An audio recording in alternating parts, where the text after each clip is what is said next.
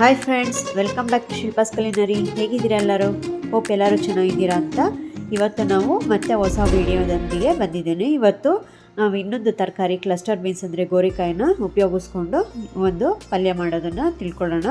ಗೋರಿಕಾಯಿ ಇದು ಜೀರ್ಣಕ್ರಿಯೆಗೆ ತುಂಬ ಸಹಾಯಕ, ಹೃದಯ ಆರೋಗ್ಯಕ್ಕೂ ತುಂಬ ಸುಧಾರಣೆ ಮಾಡುತ್ತೆ, ಮೂಳೆಗಳನ್ನು ಬಲಪಡಿಸುತ್ತೆ ಮತ್ತು ರಕ್ತದಲ್ಲಿ ಸಕ್ಕರೆ ಮಟ್ಟ ನಿಯಂತ್ರಿಸುತ್ತದೆ ಮತ್ತು ಗರ್ಭಿಣಿಯರಿಗೆ ಫೋಲಿಕ್ ಆ್ಯಸಿಡ್ನ ಒದಗಿಸುತ್ತೆ. ಇದರಿಂದ ಅವ್ರಿಗೆ ಆರೋಗ್ಯ ತುಂಬ ವೃದ್ಧಿಯಾಗುತ್ತದೆ. ಇದು ಫೈಬರ್, ಪ್ರೋಟೀನ್, ವಿಟಮಿನ್ಗಳು ಮತ್ತು ಖನಿಜಗಳ ಸಮೃದ್ಧ ಮೂಲವಾಗಿದೆ.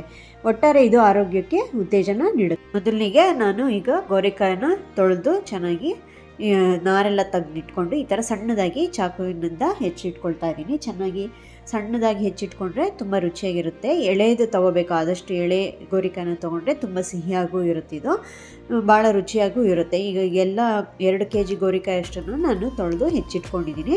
ಈಗ ಮಸಾಲೆ ರುಬ್ಬೋದಕ್ಕೆ ಮೊದಲು ಒಂದು ಬಟ್ಲು ಕಾಯಿ ತುರಿ, ಆಮೇಲೆ ಜೀರಿಗೆ 2 ಟೇಬಲ್ ಸ್ಪೂನಷ್ಟು, ಮೆಣಸಿನ ಕಾಳು 1 ಟೇಬಲ್ ಸ್ಪೂನಷ್ಟು, ಆಮೇಲೆ ಅರಿಶಿನ 1 ಸ್ಪೂನಷ್ಟು, ಆಮೇಲೆ ಹಿಂಗು 1 ಸ್ಪೂನಷ್ಟು, ಆಮೇಲೆ ಬ್ಯಾಡಿಗೆ ಮೆಣಸಿನ್ಕಾಯಿ ಬೇಕಾದರೆ ಗುಂಟೂರು ಮೆಣಸಿನ್ಕಾಯಿ ಕೂಡ ಆ್ಯಡ್ ಮಾಡ್ಕೋಬೋದು, 2 ಅರ್ಧ ಮಾಡ್ಕೋಬೋದು. ನಾನು ಗುಂಟೂರು ಮೆಣಸಿನ್ಕಾಯಿ ಖಾರವಾಗಿರೋ ಚೆನ್ನಾಗಿರುತ್ತೆ ಅಂದ್ಬಿಟ್ಟು ಒಂದು 5 ಗುಂಟೂರು ಮೆಣಸಿನ್ಕಾಯಿ ತೊಗೊಂಡಿದ್ದೀನಿ. ಆಮೇಲೆ ಜೀರಿಗೆನ ಹಾಕ್ಕೋಬೇಕು ಮಿಕ್ಸಿಗೆ, ಆಮೇಲೆ ಕಾಳು ಮೆಣಸನ್ನು ಹಾಕ್ಕೊಂಡು ಈಗ ಫಸ್ಟು ಡ್ರೈ ಪೌಡರ್ ಮಾಡ್ಕೋಬೇಕು. ಅರಿಶಿನ ಸ್ವಲ್ಪ ಸೇರಿಸ್ಕೊಂಡು ಡ್ರೈ ಪೌಡರ್ ಮಾಡ್ಕೋಬೇಕು. ಕಾಳು ಮೆಣಸು, ಜೀರಿಗೆ ಎಲ್ಲ, ಮೆಣಸಿನ್ಕಾಯಿ ಎಲ್ಲ ಪುಡಿ ಆಗಬೇಕಲ್ವ, ಆ ಥರ ತರಿಯಾಗಿ ಪೌಡ್ರ್ ಮಾಡ್ಕೋಬೇಕು. ಇಂಗನ್ನು ಕೂಡ ಸೇರಿಸ್ಕೊಂಡು ಒಟ್ಟಿಗೆ ಡ್ರೈ ಪೌಡರ್ ಮಾಡಿಕೊಂಡು ಆಮೇಲೆ ನಾವು ಅದಕ್ಕೆ ಕಾಯಿನ ಸೇರಿಸ್ಬೇಕು.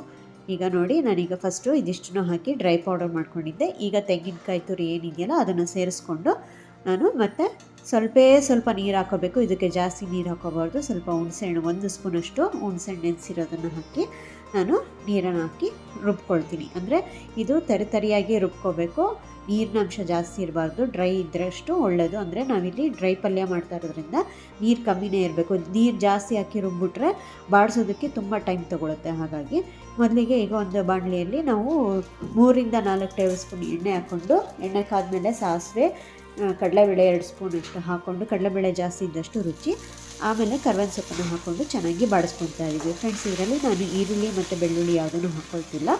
ಈರುಳ್ಳಿ ಇಷ್ಟ ಇದ್ದವರು ಬೇಕಾದರೆ ಹಾಕ್ಕೋಬೋದು. ಇಲ್ಲಿ ನಮಗೆ ಮೇಯ್ನು ಗೋರಿಕಾಯಿನೇ ಟೇಸ್ಟ್ ಕೊಡೋವಂಥದ್ದು.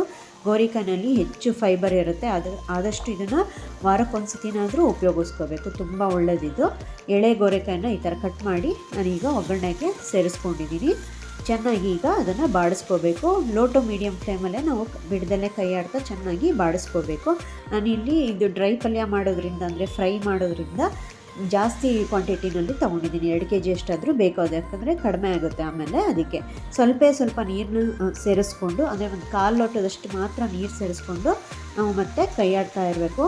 ಆಮೇಲೆ ಅದಕ್ಕೆ ಒಂದು ಪ್ಲೇಟನ್ನು ಮುಚ್ಚಿ ನಾವು ಲೋ ಫ್ಲೇಮ್ ಅಥವಾ ಮೀಡಿಯಮ್ ಫ್ಲೇಮಲ್ಲಿ ಅದನ್ನು ಬೇಯಿಸ್ಕೋಬೇಕು. ಮಧ್ಯೆ ಒಂದೊಂದು ಸತಿ ಪ್ಲೇಟ್ನ ತೆಗೆದು ಕೈ ಆಡಬೇಕು. ಅವಾಗ ನೋಡಿ, ಈಗ ಸ್ವಲ್ಪ ಬಣ್ಣ ಬದಲಾಗಿದೆ ಅಂದರೆ ಬೇಯ್ತಾ ಇದೆ ಅಂತ ಗೋರಿಕಾಯಿ. ಇದು ಎಣ್ಣೆಲೇ ಜಾಸ್ತಿ ಫ್ರೈ ಆಗಬೇಕು. ಆಮೇಲೆ ಲಾಸ್ಟಲ್ಲಿ ಸ್ವಲ್ಪ ನೀರಲ್ಲಿ ಸ್ಟೀಮ್ ಆಗಬೇಕು. ಇದು ಬೇಕಾದ್ರೆ ನೀವು ಸ್ಟೀಮಲ್ಲೂ ಕೂಡ ಬೇಯಿಸ್ಕೋಬೋದು. ನೋಡಿ, ಈಗ ಎಳೆ ಗೋರಿಕಾಯಿ ಸ್ವಲ್ಪ ಬೆಂದಿದೆ. ಈಗ ನೋಡಿ, ಇನ್ನೊಂದು 2 ನಿಮಿಷ ಇದನ್ನು ಬೇಯಕ್ಕೆ ಬಿಟ್ಟರೆ ಆಮೇಲೆ ನಾವು ರುಬ್ಬಿರೋ ಮಸಾಲೆನ ಹಾಕ್ಕೊಳ್ಳೋದು. ಈಗ ಗೋರಿಕಾಯಿ ಬೆಂದಿದೆ, ನೀರೆಲ್ಲ ಹಿಂಗಿದೆ. ಈಗ ನಾವೇನು ರುಬ್ಬಿದ್ವಲ್ಲ, ತರಿಯಾಗಿ ರುಬ್ಬಿರೋಂಥ ಮಸಾಲೆ, ಅದನ್ನು ಹಾಕ್ಕೊಳ್ತಾ ಇದ್ದೀವಿ. ಇದು ಲೈಟಾಗಿರುತ್ತೆ ಮಸಾಲೆ, ತುಂಬ ಜಾಸ್ತಿ ಏನು ಮಸಾಲೆ ಇರೋಲ್ಲ. ಉಪ್ಪು ಖಾರ ಎಲ್ಲ ಕರೆಕ್ಟಾಗಿರುತ್ತೆ ಇದರಲ್ಲಿ. ಈಗ ನಾವು ಉಪ್ಪನ್ನು ಸೇರಿಸ್ಕೊಳ್ತಾ ಇದ್ದೀವಿ. ಈಗ ಹಾಕಿರೋಂಥ ಮಸಾಲೆ, ಉಪ್ಪು ಎಲ್ಲ ಸೇರಿಸಿ ನಾವು ಲೋ ಫ್ಲೇಮಲ್ಲಿ ಕೈ ಆಡಬೇಕು. ಈಗ ಮಸಾಲೆ ಎಲ್ಲ ಚೆನ್ನಾಗಿ ಗೋರಿಕಾಯಿಗೆ ಹಿಡಿಯೋಂಗೆ ಚೆನ್ನಾಗಿ ಬಾಡಿಸ್ಕೊಂಡ್ರೆ ಆಯಿತು. ಇದನ್ನು ಚೆನ್ನಾಗಿ ಮಸಾಲೆ ಹತ್ತಬೇಕು ಎಲ್ಲದಕ್ಕೂ ಗೋರಿಕಾಯಿಗೆ. ಇದು ಸ್ಟೀಮಲ್ಲಾದರೂ ನೀವು ಬೇಯಿಸ್ಕೋಬೋದು, ಇಲ್ಲ ಹೊರಗಡೆ ಈ ಥರ ಎಣ್ಣೆನಲ್ಲಾದರೂ ಬೇಯಿಸ್ಕೋಬೋದು. ಎಣ್ಣೆಯಲ್ಲಿ ಮಾಗಿಸ್ಕೊಂಡು ಚೆನ್ನಾಗಿ ಹುರ್ಕೊಂಡು ಈ ಥರ ಮಾಡಿದ್ರೆ ತುಂಬ ಚೆನ್ನಾಗಿರುತ್ತೆ ರುಚಿ. ಆಮೇಲೆ ಕಾಯಿ ತುರಿ ಮತ್ತು ಅರಿಶಿನ, ಜೀರಿಗೆ, ಮೆಣಸು ಎಲ್ಲ ಹಾಕಿರೋದ್ರಿಂದ ರುಚಿ ಒಂಥರ ಮೈಲ್ಡಾಗಿರುತ್ತೆ.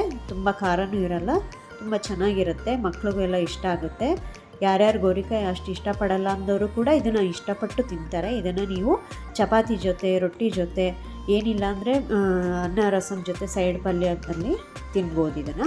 ಈಗ ಬಿಸಿ ಗೋರಿಕಾಯಿ ಪಲ್ಯ ಅಂದರೆ ಡ್ರೈ ಪಲ್ಯ ರೆಡಿಯಾಗಿದೆ. ಇದನ್ನು ಚಪಾತಿ ಜೊತೆ ತಿನ್ಬೋದು, ತುಂಬ ಚೆನ್ನಾಗಿರುತ್ತೆ. ಎಳೆ ಗೋರಿಕಾಯಲ್ಲಂತೂ ತುಂಬ ಚೆನ್ನಾಗಿರುತ್ತೆ. ಇದನ್ನು ಬೇಕಾದರೆ ನೀವು ಗೊಜ್ಜು ಥರ ಮಾಡಿಕೊಂಡು ಬಿಸಿ ಅನ್ನಕ್ಕೂ ಕೂಡ ಹಾಕ್ಕೊಂಡು ತಿನ್ಬೋದು. ಈಗ ನಮ್ಮ ಎಳೆ ಗೋರಿಕಾಯಿನ ಸ್ಟರ್ ಫ್ರೈ ಅಂದರೆ ಅಂದರೆ ಗೋರಿಕಾಯಿ ಉದ್ರ ಪಲ್ಯ, ಡ್ರೈ ಪಲ್ಯ ರೆಡಿಯಾಗಿದೆ. ನೀವು ಒಂದ್ಸತಿ ಟ್ರೈ ಮಾಡಿ ನೋಡಿ. ಇದು ಆರೋಗ್ಯಕ್ಕೆ ತುಂಬ ಒಳ್ಳೆಯದು. ವಾರಕ್ಕೊಂದು ಸತಿನಾದರೂ ಮಾಡ್ಕೊಂಡು ತಿಂದರೆ ಒಳ್ಳೆಯದು. ಎಲ್ಲ ವೈಟಮಿನ್ಸು ಮಿನರಲ್ಸ್ ಇದೆ ಇದರಲ್ಲಿ. ಈ ವಿಡಿಯೋ ಇಷ್ಟ ಆಗಿದ್ದರೆ ಲೈಕ್ ಮಾಡಿ, ಶೇರ್ ಮಾಡಿ, ಬೆಲ್ ಐಕಾನ್ ಒತ್ತಿ ಹಾಗೂ ಸಬ್ಸ್ಕ್ರೈಬ್ ಮಾಡಿ. Thanks for watching.